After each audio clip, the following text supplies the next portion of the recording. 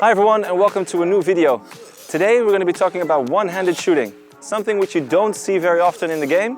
However, if you get the hang of it, it could be very useful and you never know when you might need it.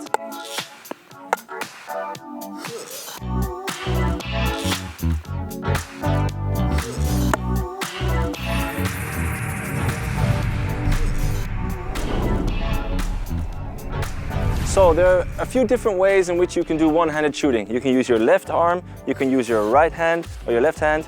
And if we look at one-handed scoring, there's obviously a few different ways that people are already scoring with one hand. For example, deflections, people are scoring like this, but it's not exactly what I'm talking about. I'm talking about actual shooting with one hand. So why would you use one arm or one hand shooting?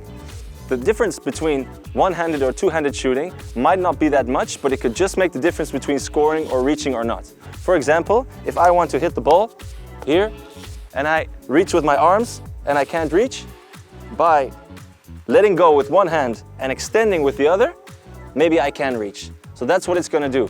It's going to give you about this much more extension and more reach that you might be able to get the ball or not.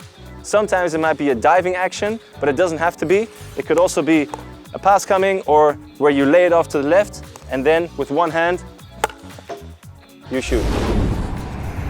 So a certain situation where a one-handed shot could come in useful is, for example, if somebody passes the ball into the D and you just can't reach with two hands and you see the goalkeeper coming out, that's when you could make a swing forward with one hand, maybe just opening your stick a little bit to chip it over a sliding goalkeeper. So, goalkeeper comes out and finish like that.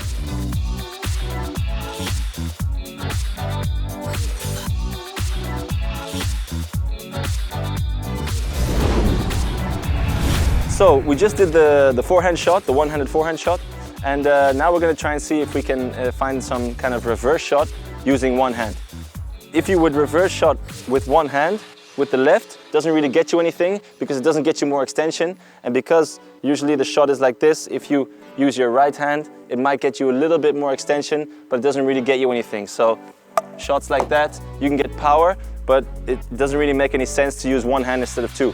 If you look at a different type of scoring technique, where for example there's a ball bouncing and you want to try and extend the shot, the reason why you would use one hand instead of two is because if you use two hands on a shot like this hand is blocking the follow through. So you can't really get a hard shot or a long swing in, which means power. So if you take away this hand and you use only your right hand to extend the shot, you can actually get really hard power. So step one, get your hand about nearly to the bottom of the grip. Step two, make sure the flat side of the stick is facing towards the goal. Step three, keep your body a little bit upright. Step four, let the ball bounce once and then try and make a vertical swing.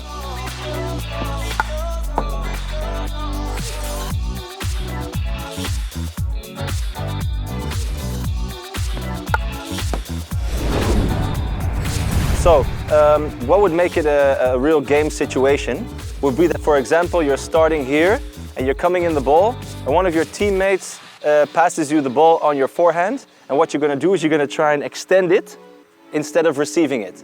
Especially if you get a bounce pass, it's quite easy to get the sweet spot. So if you get a bounce pass and you're holding your stick like this, at the last moment you can always choose to let go of left and then hit with right.